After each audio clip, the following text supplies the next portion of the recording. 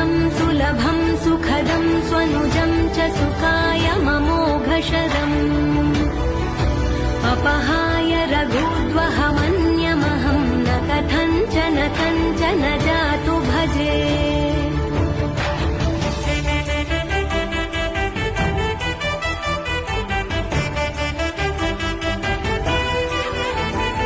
विना वेङ्कटेशं ननाथो ननाथः सदा वेङ्कटेशं स्मरामि स्मरामि।